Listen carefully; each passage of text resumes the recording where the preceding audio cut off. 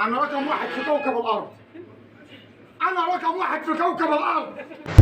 ده هنا. انا اقعد تحت رجليك. ده تحترم نفسك. وانت قعدت على هنا.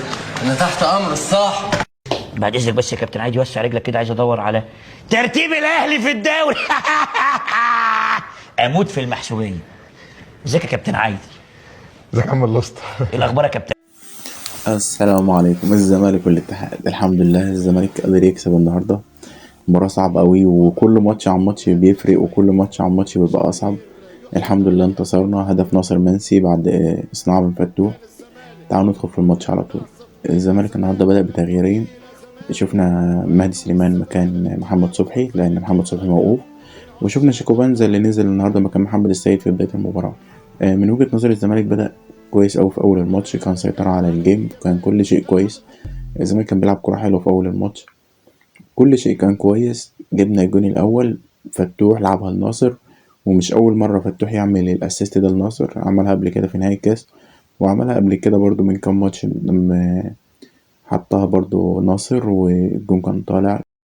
الجون كان طالع وناصر حطها برضو، فهجمة يعني كرة ملعوبة، وكذا مرة ناصر بيستغل التمريرات الأمامية لفتوح ويسلم وسيريو على الاختراع العجيب اللي عمله لنا بتاع فتوح في وسط الملعب. بصراحة فرق كبير قوي.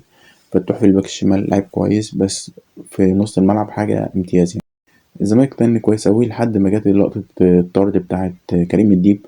كريم الديب واحد من أخطر لاعيبة الاتحاد أصلا الفترة الأخيرة دي. هو عنده آخر 6 ماتشات هو كسب منهم تقريبا 5 ماتشات، وعنده لعيبة فايقة جدا زي كريم الديب وقفشة، وكمان جنش عمل ماتشات كويسة.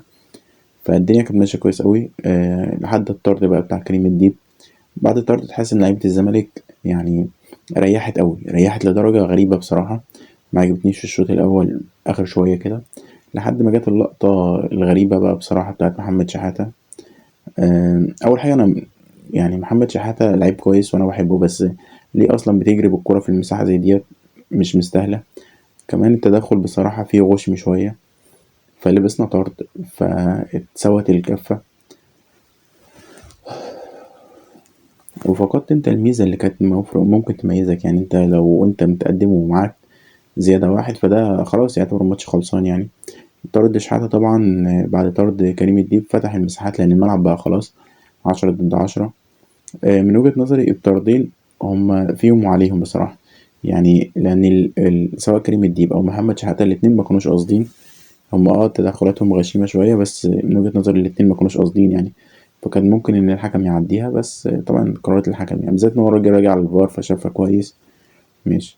من وجهة نظري جينا بين الشوطين كان الحل الامثل ان انت تطلع شيكو بنزا وتنزل حد تاني في نص الملعب زي احمد ربيع مثلا، خلاص ان هو يقفل وسط الملعب. من وجهة نظري ده كان الحل الامثل، ويبقى بزيرو قدام مع ناصر منسي كانت هتبقى احسن يعني. بس معتمد جمال شال عبد الله سعيد ونزل احمد ربيع في تغيير. انا من وجهة نظري هو خد من الزمالك شويه، لان عبد الله كان فيه زي جيم بينه وبين قفشه كده، الاتنين بيحاولوا يسيطروا على الجيم في الشوط الاول، وكان ماشي كويس، ما كانش وحش خالص. وعبد الله كده كده بينفعك بذكائه في الملعب وبإدارته للماتش نفسه جوه الملعب. فبصراحة ما فهمتش يعني، وذكاء عبد الله كان هينفعك لأن مع الوقت المساحات بتزيد في الاتحاد، فعبد الله في الحاجات دي كويس إن هو يرمي ثرو سواء لبزيرة أو حد من المهاجمين. ما علينا. شفنا التغيير الأول. بصراحة أحمد ربيع أدى كويس أوي، والراجل يعني ما شاء الله عليه في كل ماتش هو بينزل كل مرة بيحاول. بعد كده بدأنا بقى الاتحاد بصراحة في بداية الشوط التاني كان هو أحسن، وكان مسيطر جدا على الجيم، كان أقرب. بعد كده الزمالك بدأ يفوق مع نزول التغييرات، مع نزول عدي، ومع نزول كذا لعيب من على الدكة.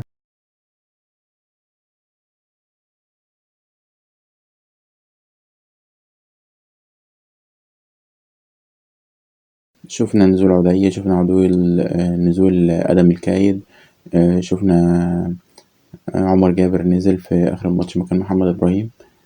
التغييرات عامة ادت للزمالك شوية ان هو يعني يسيطر تاني على الجيم ويرجع يلعب جيم رايح جاي.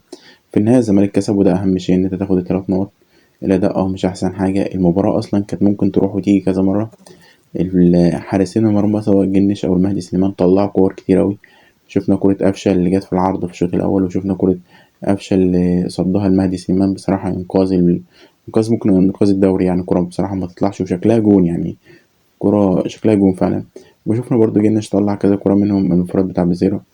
ف في النهاية الحمد لله على ال3 نقط. وعندي بس تعليق صغير كده على المهدي سليمان وجنش، ان هما الحارسين بيلعبوا على التوقع كتير قوي. يعني الكرة مثلا بتاعت المهدي سليمان اللي هو شالها من